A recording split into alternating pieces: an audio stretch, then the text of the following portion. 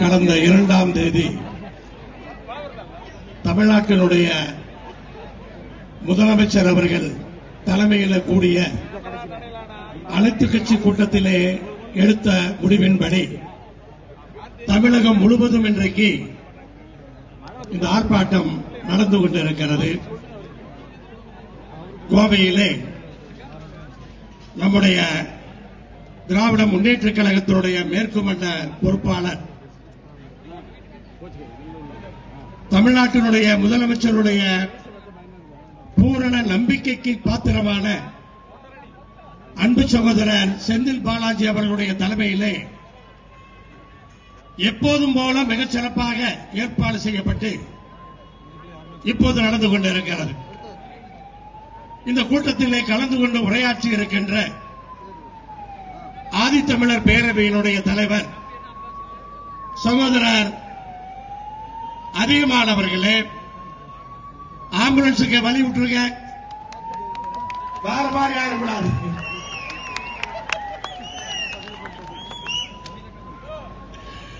திராவிட முன்னேற்ற கழகத்தினுடைய அனைத்து மாவட்ட செயலாளர்களே, கொங்குநாடு மக்கள் தேசிய கட்சியினுடைய துணை பொதுச் செயலாளர் தம்பி நித்யானந்தம் தலைமையில் வந்திருக்கிற அனைத்து பொறுப்பாளர்களே, அனைத்து கூட்டணி கட்சிகளுடைய தலைவர்களே, மதச்சார்பற்ற கூட்டணியினுடைய அனைத்து பொறுப்பாளர்களே, அனைத்து கட்சியின் சார்பாக வந்திருக்கிற அனைத்து ஆர்வலர்களே, அனைவருக்கும் என் வணக்கத்தை தெரிவித்துக் கொண்டு, அண்ணன் பொங்கலூரார் அவர்கள் அனுபவம் வாய்ந்தவர். அவர் சொன்ன கருத்துக்கு மறுகருத்து சொல்லக்கூடாது, நமக்கு அந்த வயது கிடையாது. இருந்தாலும் கூட அவர் கருத்தில் எனக்கு மாறுபட்ட கருத்து உண்டு, அதை சொல்ல வேண்டியது என்னுடைய கடமை. அவர் எஸ்ஐஆருக்கு விளக்கம் சொன்னார். ஸ்பெஷல் இன்டென்சிவ் ரிஜெக்ஷன் என்று சொன்னார். அது அப்படி அல்ல, செலக்டிவ் இன்க்ளூஷன் அண்ட் ரிஜெக்ஷன், இது அர்த்தம். அதுக்கு அவர் ரிஜெக்ஷன் மட்டும் சொன்னார். வேணுங்கிறவங்கள சேர்த்துக்கலாம், வேண்டாதவங்கள நீக்கிடலாம். அதுதான் செலக்டிவ் இன்க்ளூஷன் அண்ட் ரிஜெக்ஷன். ஆனா அண்ணன் மன்னிக்கணும் மாற்று கருத்து சொன்னதுக்கு. ஆனா இன்றைக்கு இந்த எஸ்ஐஆர் எவ்வளவு பெரிய பாதிப்பை உருவாக்கும் என்பதை பேசிய தலைவர்கள் அத்தனை பேருமே மிகச் சிறப்பாக இங்கே பேசியிருக்கிறார்கள். அதை தாண்டி பேசுவதற்கு ஏதும் கிடையாது.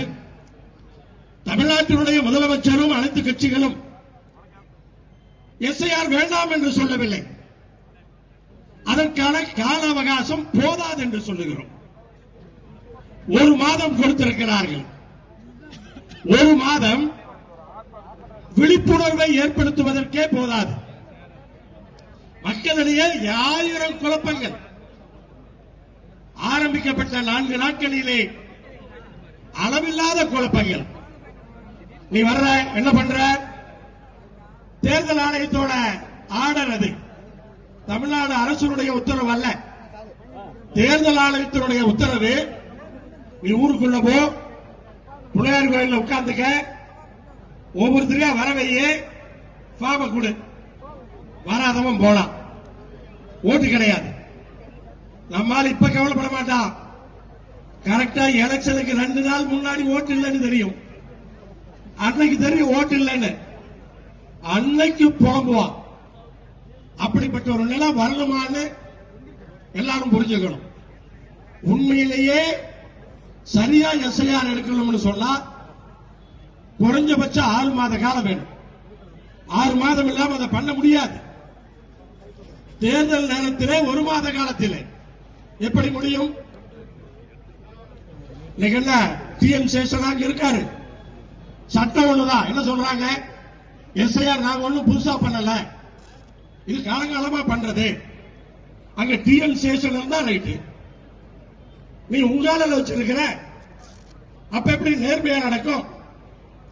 அதே போல தமிழ்நாட்டினுடைய அதிகாரிகளுக்கு இந்த நேரத்தில் வேற வேலை இல்லையா?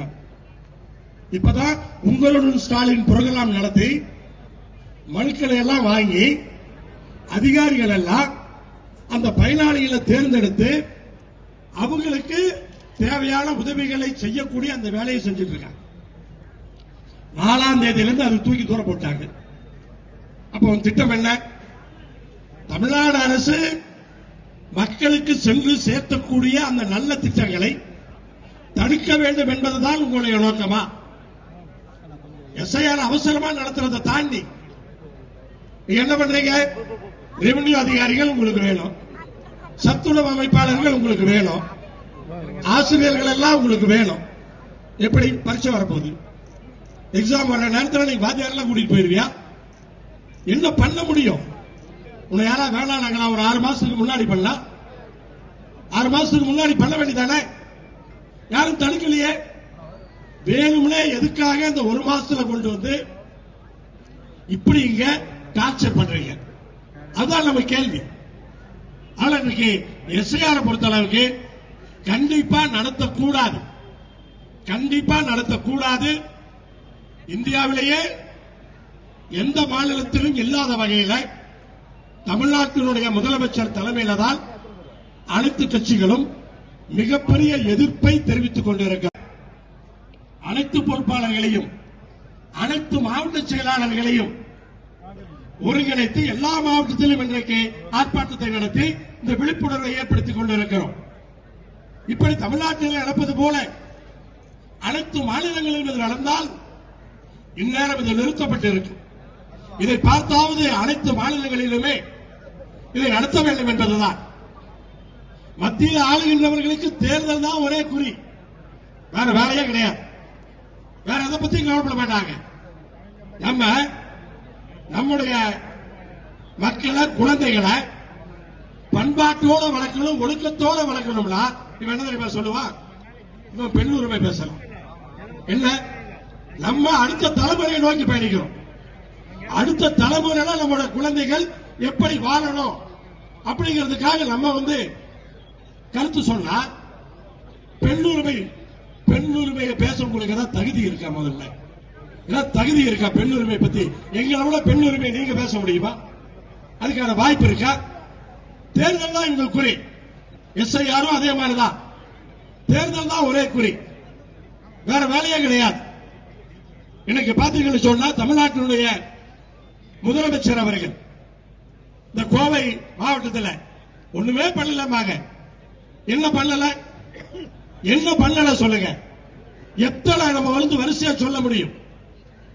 நான் கேட்கிறேன், நீங்க இங்க 24 தேர்தல் நின்னீங்க, உங்க ஆட்சி தான் டெல்லியில வந்திருக்கு.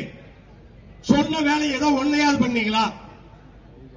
ஏதோ ஜெயிச்சிட்டீங்கள, ஆட்சி அமைச்சீங்கல்ல, எதையாவது ஒன்னையாவது இங்க பண்ணீங்களா?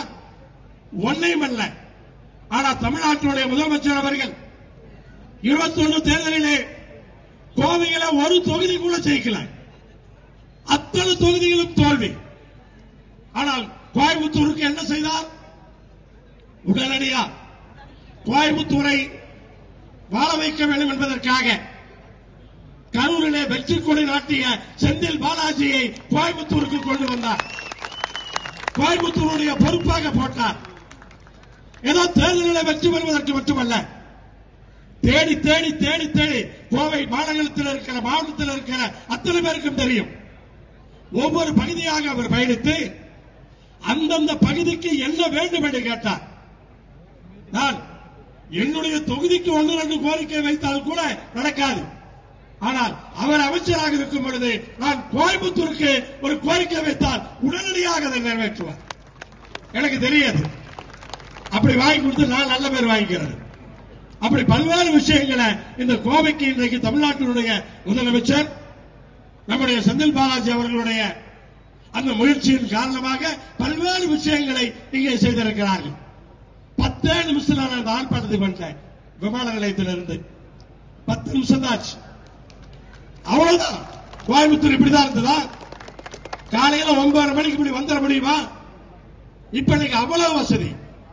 கோவையில் இன்றைக்கு அடுத்து நீலம்பூர் வரைக்கும் பாலம், நீலம்பூர் வரைக்கும் அந்த பாலத்தை விரிவாக்கம் பண்றாங்க. கோவையில சர்வதேச தரத்தில் ஒரு நூலகம் யாரு கொடுப்பாங்க? இன்னைக்கு 30 லட்சம் சதுர அடியில் ஐடி பார்க், 30 லட்சம் சதுர அடியில் ஐடி பார்க் அப்படின்னு சொன்னா தமிழ்நாட்டில் இருக்கிற இளைஞர்களுக்கு இங்கு வேலை தர முடியும். கோவையில் இருப்பவர்களுக்கு மட்டுமல்ல, அந்த அளவுக்கு கோவை இன்றைக்கு முன்னேற இருக்கிறது. எவ்வளவு விஷயங்கள் சொல்லிக்கொண்டே போகலாம். இப்படி பல விஷயங்களை தமிழ்நாட்டினுடைய முதலமைச்சர் நிறைவேற்றி காட்டியிருக்கிறார். வெள்ளலூர்ல குப்பை பார்த்தவங்க அத்தனை பேருக்கும் தெரியும். எந்த கொம்பனாலையும் அதை ரிமூவ் பண்ண முடியல.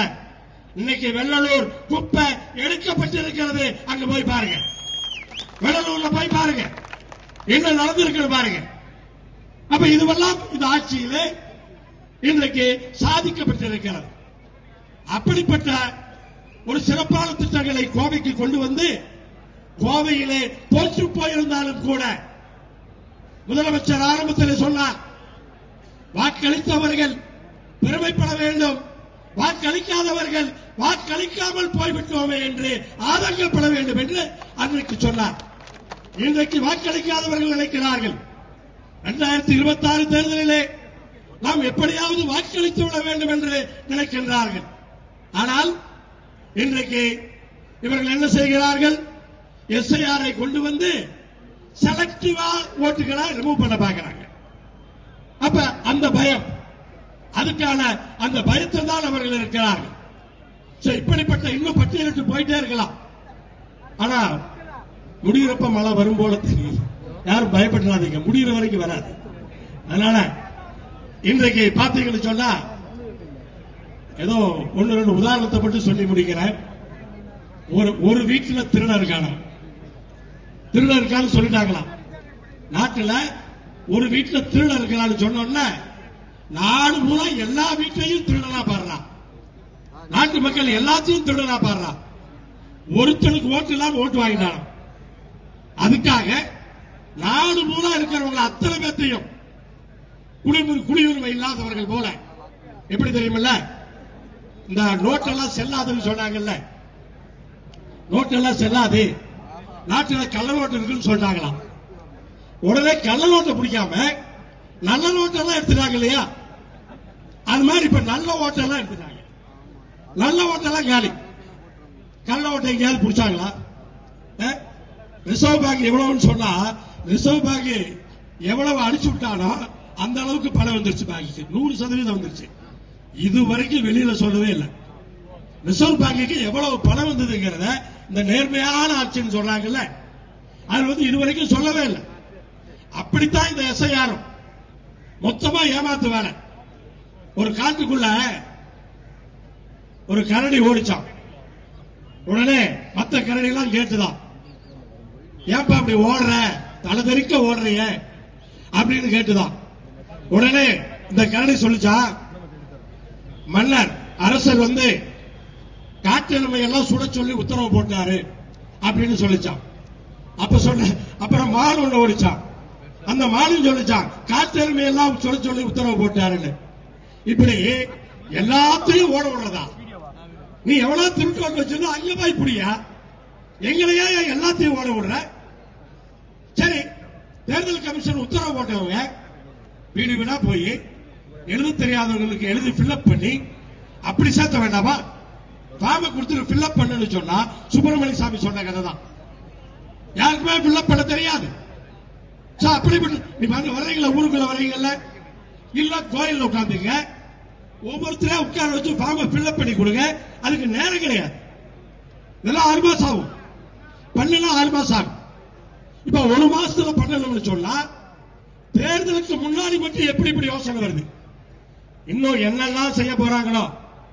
இன்னைக்கு கடைசி நேர தேர்தல், பீகார்ல கடைசி நேர கடைசி கட்ட தேர்தல்.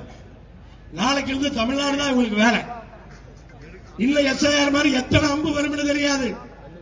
ஆனால் தமிழ்நாட்டு முதலமைச்சருடைய தலைமையிலே இந்தியா கூட்டணி கட்சியினர் எப்படிப்பட்ட அம்பு வந்தாலும் அதை தடுப்பதற்கு, திருப்பி அடிப்பதற்கு நாங்கள் தயாராக இருக்கிறோம் என்பதை இந்த நேரத்திலே நாம் உறுதியாக சொல்ல முடியும். அல்லது எஸ்ஐஆரை பொறுத்தவரை மொத்தமா ஏமாத்து வேலை. நாம் விழிப்புணர்வோடு இருக்க வேண்டும். ஒரு பக்கம் ஆர்ப்பாட்டம் பண்றோம், ஒரு பக்கம் முதலமைச்சர் நீதிமன்றத்துக்கு போயிருக்காரு, ஒரு பக்கம் விழிப்புணர்வு ஏற்படுத்தணும். ஆனால் அந்தந்த பகுதியிலே ஓட்டுக்களை எடுத்து விடாதபடி நாமெல்லாம் ஜாக்கிரதையாக இருக்க வேண்டும். அப்படி ஜாக்கிரதையா இல்லைன்னு சொன்னா நமக்கே ஓட்டு இல்லாம போயிடும். இது ஓட்டு போடுறவங்களுக்கு ஓட்டு இல்லைன்னு சொல்றாங்க, போட்டியிடுறவங்களுக்கே ஓட்டு இல்லாம போயிடும். என்ன ஆகும்? வேட்பாளருக்கெல்லாம் ஓட்டு இல்லைன்னா என்ன ஆகும்? ஓட்டு இருந்தாதாங்க அப்படிதான் பண்ண முடியும். இதெல்லாம் என்ன நடக்கும்னே தெரியாது, யாருக்கு ஓட்டு இல்லாம போகும் அப்படிங்கறத சொல்ல முடியாது. ஆனா எல்லாருமே நம்ம ஜாக்கிரதையாக இருக்க வேண்டும். ஆனா இன்றைக்கு நம்முடைய பண்பாட்டை சீரழிப்பதற்கு, நமக்குள்ளே பிரிவினையை ஏற்படுத்துவதற்கு பல்வேறு முயற்சிகளை செய்து கொண்டிருக்கிறார்கள். நேற்றைய தினம் டெல்லியிலே உயர் பாதுகாப்பு உள்ள இடத்திலே குண்டு வெடித்திருக்கிறது. அதுவே தமிழ்நாட்டில் ஏதாவது நடந்திருந்தால் சட்டம் ஒழுங்கு பிரச்சனை. ஆனால் டெல்லியில் நடந்தால் அது வேற யாரோட பிரச்சனை. கண்டிக்கிறோம். தமிழ்நாட்டில் எல்லாம் நடந்திருந்தா அவ்வளவுதான். ஆனா அந்த வாயெல்லாம் இன்னைக்கு மூடிட்டு இருக்கு. திறக்கணுமா இல்லையா? அதெல்லாம் திறக்கணும் இல்ல. அதனால நம்ம எல்லாம் இவங்க பேசுறது, இவங்க நடத்துறது, இதையெல்லாம் பார்த்துக்கிட்டு ஏமாந்தோம்னு சொன்னா ஏமாந்து போயிருவோம். எல்லாரும் ஜாக்கிரதையா இருக்கணும், கண்டிப்பாக ஜாக்கிரதையா இருக்கணும். அதனால தமிழ்நாட்டு முதலமைச்சர் அவர்கள் கோவையிலே நம்முடைய செந்தில் பாலாஜி அவர்களுடைய தலைமையிலே இந்த அருமையான ஆர்ப்பாட்டத்துக்கு ஏற்பாடு செய்து மக்களிடத்திலே இந்த கருத்துக்களை பேசுவதற்கு இந்த வாய்ப்பை கொடுத்திருக்கிற தமிழ்நாட்டினுடைய முதலமைச்சர் அவர்களுக்கு என் நெஞ்சார்ந்த நன்றியை பாராட்டி எஸ்ஐஆரை விடமாட்டோம் என்று சொல்லி கோஷம் நீங்க பேசிட்டு முன்னாள் அமைச்சர் மேற்கு மண்டல பொறுப்பாளர் அண்ணன் செந்தில் பாலாஜி அவர்கள் இப்போது பேசிய பின்னால் கோஷம் போட இருக்கிறோம். ஆனா அவர் பேசணும்னு அப்படியே கலைஞ்சிடாதீங்க. அவர் பேசிட்டாரு முடிஞ்சிருச்சு அப்படின்னு கலையக்கூடாது. கோஷம் தான் முக்கியம். அந்த கோஷம் தான் டெல்லிக்கு போய் கேட்கணும். அதனால யாரும் அசையாம அப்படியே இருக்கணும்னு அன்போடு இந்த நேரத்திலே கேட்டுக்கொண்டு அடுத்து நம்முடைய பறிக்காதே பறிக்காதே வாக்குரிமையை பறிக்காதே பறிக்காதே பறிக்காதே வாக்குரிமையை பறிக்காதே நீக்காதே நீக்காதே தமிழர்கள் வாக்கை நீக்காதே நீக்காதே நீக்காதே தமிழர்கள் வாக்கை நீக்காதே செய்யாதே செய்யாதே வாக்காளர் பட்டியலில் முறைகேடு செய்யாதே செய்யாதே செய்யாதே வாக்காளர் பட்டியலில் முறைகேடு செய்யாதே என் வாக்கு என் உரிமை என் வாக்கு என் உரிமை திருடாதே திருடாதே வாக்கை திருடாதே திருடாதே திருடாதே வாக்கை திருடாதே கை வைக்காதே கை வைக்காதே வாக்குரிமையில் கை வைக்காதே கை வைக்காதே கை வைக்காதே வாக்குரிமையில் கை வைக்காதே சிதைக்காதே சிதைக்காதே மக்களாட்சியை சிதைக்காதே சிதைக்காதே சிதைக்காதே மக்களாட்சியை சிதைக்காதே நிறுத்து நிறுத்து எஸ்ஐஆரை நிறுத்து நிறுத்து நிறுத்து எஸ்ஐஆரை நிறுத்து கைவிடு கைவிடு எஸ்ஐஆரை கைவிடு கைவிடு கைவிடு எஸ்ஐஆரை கைவிடு பாஜகவே பாஜகவே வாசலில் நுழையாது பாஜகவே பாஜகவே புற வாசலில் நுழையாது தேர்தல் ஆணையமே தேர்தல் ஆணையமே பாஜகவின் கைத்தடியா நீ தேர்தல் ஆணையமே தேர்தல் ஆணையமே பாஜகவின் கைத்தடியா நீ கவனமாயிருப்போம் கவனமாயிருப்போம் பாஜகவிடம் கவனமாயிருப்போம் கவனமாயிருப்போம் கவனமாயிருப்போம் பாஜகவிடம் கவனமாயிருப்போம் வெல்லட்டும் வெல்லட்டும் திராவிட மாடல் ஆட்சி வெல்லட்டும் வெல்லட்டும் வெல்லட்டும் திராவிட மாடல் ஆட்சி வெல்லட்டும் வெல்லட்டும் வெல்லட்டும் முதலமைச்சர் தளபதி ஆட்சி வெல்லட்டும் வெல்லட்டும் வெல்லட்டும் முதலமைச்சர் தளபதி ஆட்சி வெல்லட்டும் நிலைநிறுத்துவோம் நிலைநிறுத்துவோம் நமது வாக்குரிமையை நிலைநிறுத்துவோம் நிலைநிறுத்துவோம் நிலைநிறுத்துவோம் நமது வாக்குரிமையை நிலைநிறுத்துவோம் வெல்லட்டும் வெல்லட்டும் தளபதி மு.க. ஸ்டாலின் ஆட்சி வெல்லட்டும் வெல்லட்டும் வெல்லட்டும் தளபதி மு.க. ஸ்டாலின் ஆட்சி வெல்லட்டும். நன்றி. மேலும் இதுபோன்ற செய்திகளுக்கு KMDK லைவ் சேனலை லைக் பண்ணுங்க, ஷேர் பண்ணுங்க, சப்ஸ்கிரைப் பண்ணுங்க.